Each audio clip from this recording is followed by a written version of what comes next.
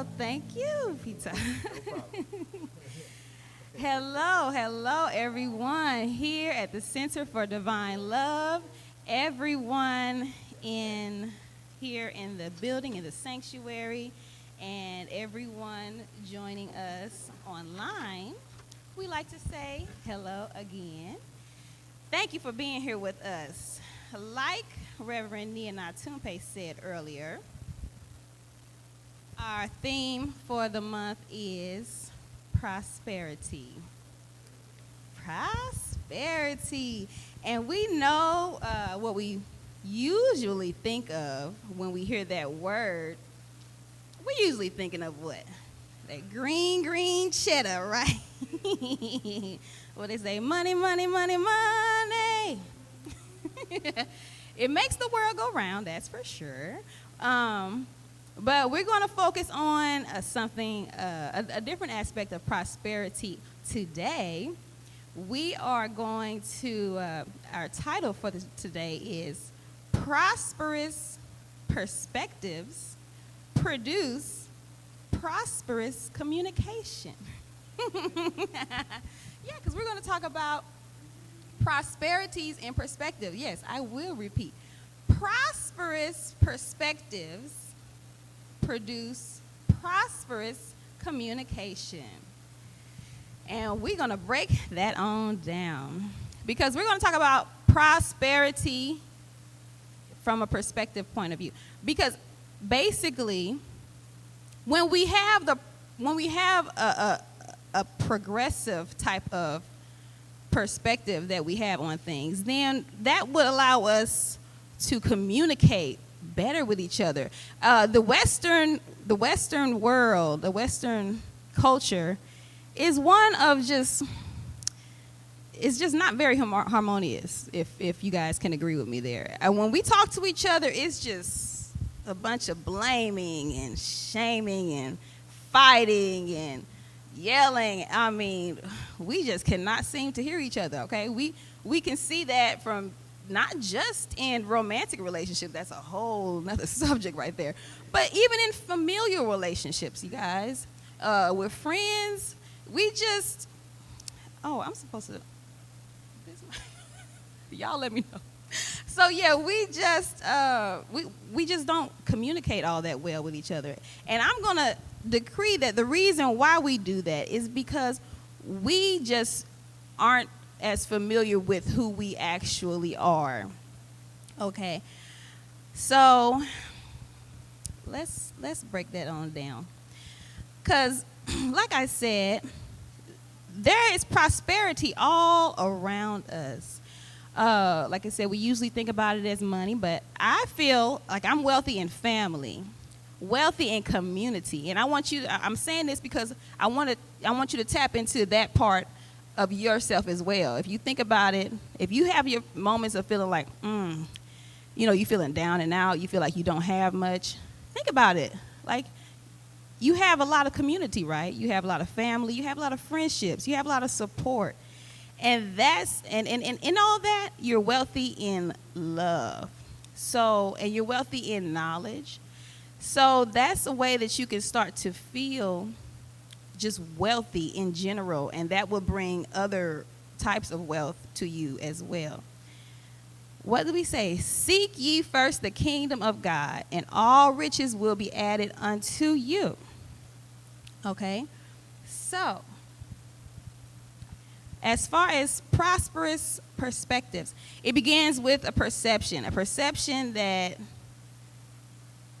everything is a wonder. Regard things as a childlike wonder. My brother, let me tell y'all, give y'all a little insight into me, because I like to have a silver lining that I see with everything. And this is a bit of an exaggeration, but it's something that my brother pointed out to me. He said, Folami, how you are, it's just like if you were to get shot or something, you'd be, oh, I got shot, I've never been shot before, just kind of like, I guess I got to call an ambulance now. Just kind of always just have a kind of a bubbly sense about me.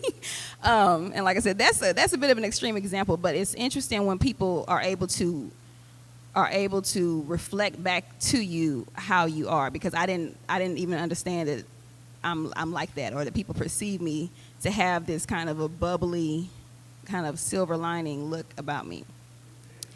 And I am grateful for that. I remember this movie called Soul.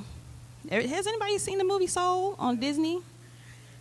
It is a great movie, and I feel like I do mention it a lot here because I just love it. And I initially did not understand the point of the ending of Soul. It just seemed really anticlimactic.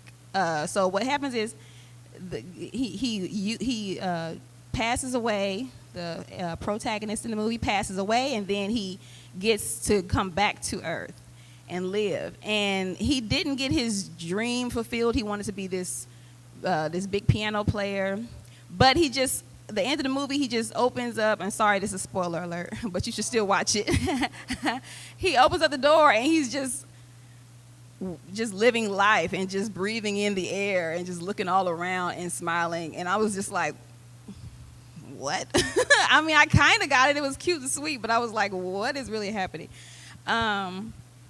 So the point is that every single day we can look around us and see prosperity all around us. We can look around and see there's an abundance of trees, of flowers. There's an abundance. First of all, we had an abundance of rain the past couple of weeks, didn't we? And a lot of people were like, they may complain about that, but the rain is what gives us the food that we can go to the grocery store and buy food, right? The rain provides us our sustenance for life. So it's just the point of looking upon everything as just, this is something beautiful. This is the part of life. Now, I'm not to say that, of course, they're not challenges. So let me ask you this. Who in here likes the game of American football? Everybody like football? Okay. All right. Got some football fans in here. Now, would you like the game if when they ran, they could just take the football and just run it and then get the touchdown and not have anybody opposing them? Just no resistance. No challenges. We wouldn't really find it very exciting. We wouldn't like to watch it. So that's what we mean when we say why. We can embrace life's challenges. There's no problem with that because we wouldn't find it exciting to watch a game with no challenges. If the grown men were playing against 7-year-old boys and they were just running them over, because they were like, oh, we want life to be easy. Well, what's the fun in that? Because all of life is a stage, okay? All of life is a drama. Of course, there's going to be villains and antagonists and anti-heroes. So any Marvel fans out there? Well, like the movie Marvel. Okay. So would y'all watch the movie if there weren't any anti-heroes, any villains to make it interesting? I don't think you would. So we just need to wake up to the fact that we are watchers and observers of this film called life. Okay, that's who we really are. We're not actually the characters that we play in it. Like, that's a part of us, but when we sit back and regain our seat of consciousness as the person who is observing this movie that is called life, then we come out much better on the other side of that.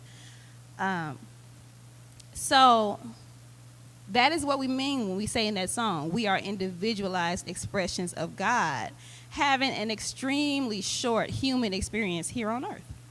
Okay, so we needn't overly identify with what is going on earth. As we say, be ye in the world, but not of the world. Right?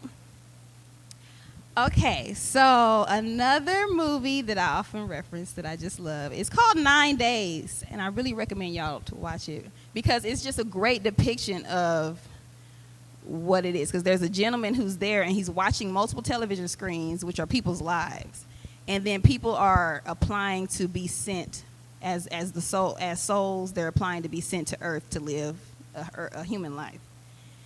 And in the movie, one of the women who are applying, she doesn't get accepted.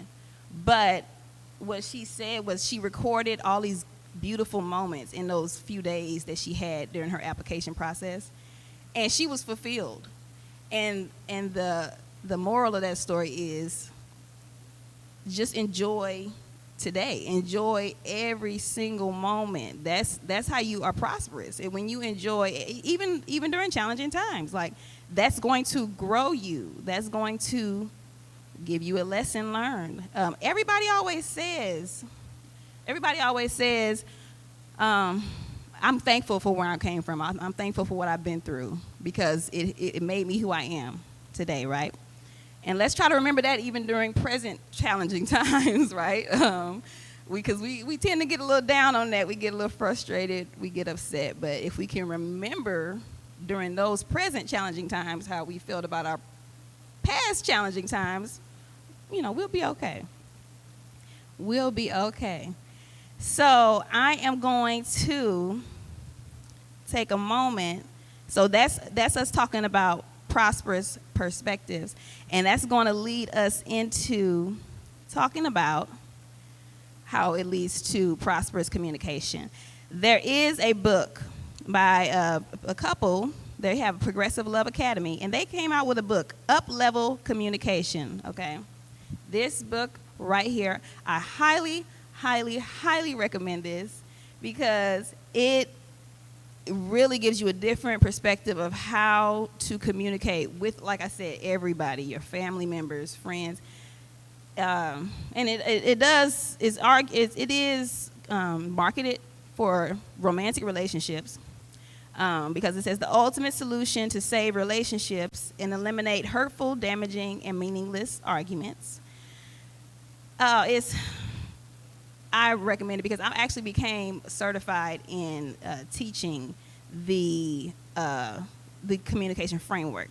Now, it's been a few years since I have, so but it is something that I realized when I learned it. I said, wow, I've been learning how to communicate that way for the past few years now, because my ex-husband communicated that way, and I'll explain to you what I mean. When we have something upset us, what do? Like, ladies, when we're upset with our man or something like that, what do? We go vent to our girlfriends, right?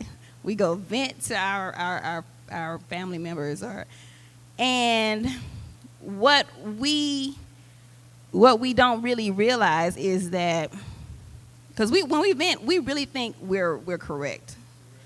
We just know we're right. But what I want to recommend, or maybe put a different perspective on our hearts, is to think, okay, we're just coming from our perspective. We got to remember that we're coming from our perspective, and we only have that perspective because of how we were brought up, because of all the experiences that led us up to that point. If we had different life experiences, then we would come out at a different point. Like, so let me give an example.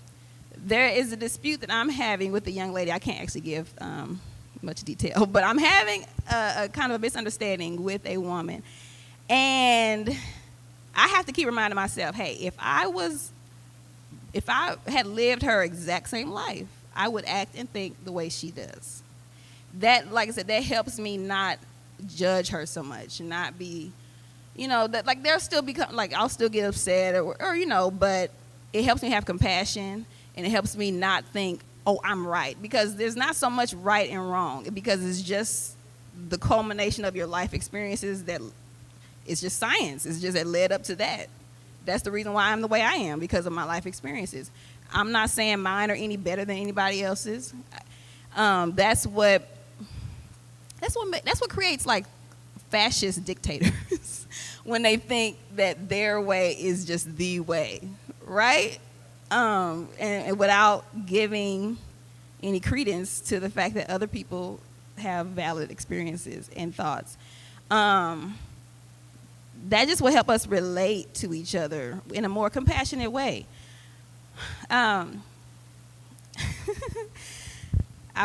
I wondered if I was going to give this example. Maybe not, because I don't want to offend anybody. But so let me start reading to you a little bit of up-level communication, the tenets that actually make up the foundation of this framework. So the tenets are: no victims, no villains, no shame, no blame, no cop-outs, no dropouts. The purpose is growth, the benefit is love, and I create my life. Now, yes, amen. I find those to be very powerful. And we're gonna break down. So a lot of times a victim, we know too well that we can play victim, don't we?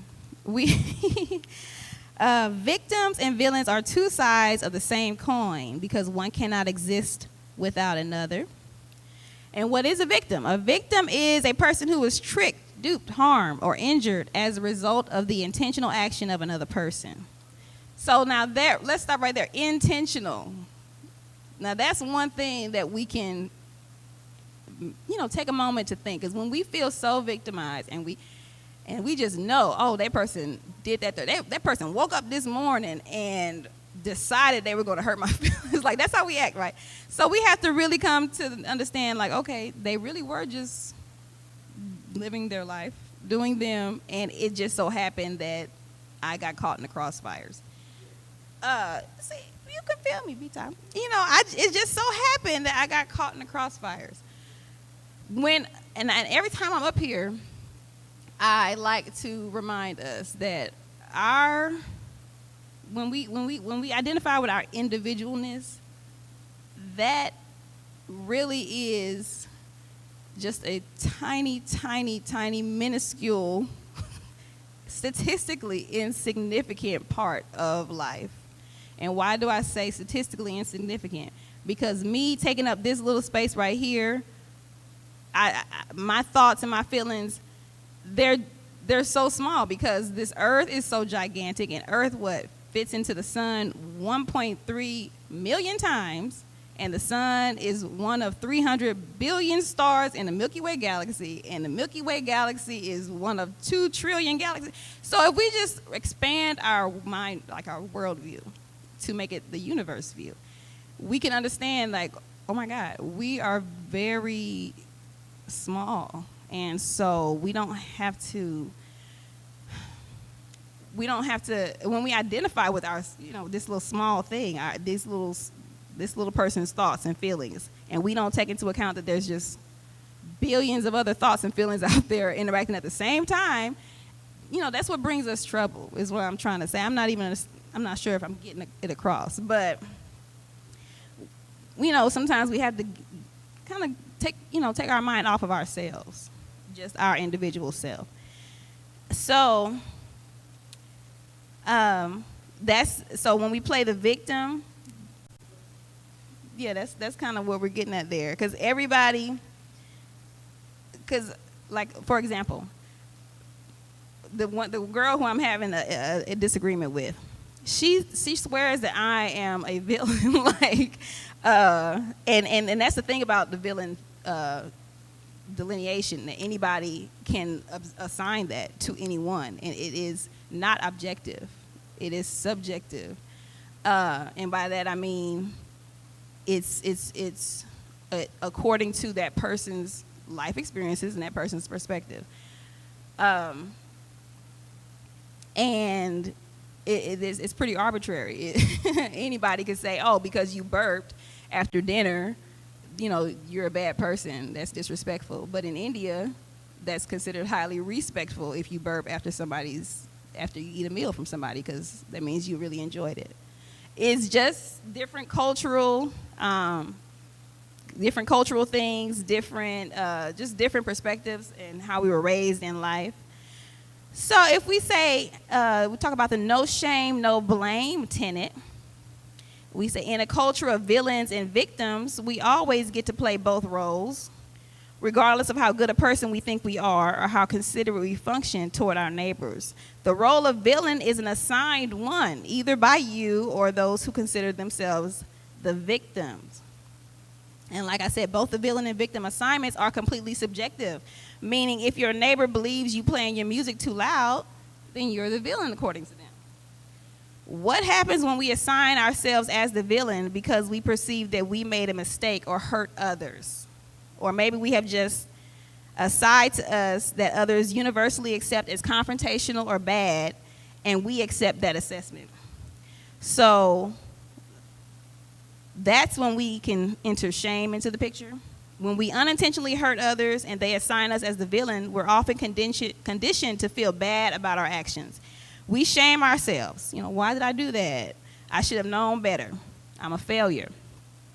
So what we're trying to put across here is, there's no reason to really assign yourself shame. You always doing the best you can with what you know at that time. And I know a lot of times people may think, oh, that person's best wasn't very good. But, hey, somebody may think your best wasn't very good. Everybody, again, is coming from their own life experiences. And we just have to extend compassion to everybody and understand that they're doing the best they can. Because when they do learn the lesson from that event, if you ask them, hey, would you do such and such again? They'd be like, oh, no, I wouldn't do that, And that's just because they learned that time. So we're all here on this earth just learning and growing. And that's the point of that one tenet where it says the purpose is growth, the benefit is love. A lot of times people think the purpose of relationships is love. But really, when we relate to other human beings, that gives us a lot of opportunity for growth. Because we're bumping into their stuff. They're bumping into our stuff. And it's just so many lessons and growth opportunities there. So the purpose is growth, and the benefit that we get is just more love when we stay through it with someone, and we're working through, we're working through disagreements, and we're working through the fire. And next thing you know, we just come out better for it in the end. So that is, we're going to wrap that up here. That is our talk for today. Prosperous perspectives produce prosperous communication. Okay, because when we take the time to kind of get off of our own egos and understand that we are one universal consciousness having all these individual human experiences, then we can better relate with one another. We can have more compassion with one another. We can not judge one another so much. Because I'm telling you, just that one idea of the fact that you take anybody, I do not care if they're, going around killing people, whatever. If I had lived every second of that person's life experiences, that's just what science says comes up to that point that they're going to do that. You know what I mean? So we can sit there and judge all we want, but we had loving raising, we were lovingly raised in the household. We were, nobody was abusing us, nobody. So that is, that's that. So let's take a moment to breathe. Breathe that in. Prosperous perspectives. Breathe in. And breathe out shaming and blaming and victimizing and villainizing. Breathe in compassion and breathe out judgment. Breathe in your oneness with the whole universe. Breathe out just this individualization that Western society would have us believe. Just take a moment.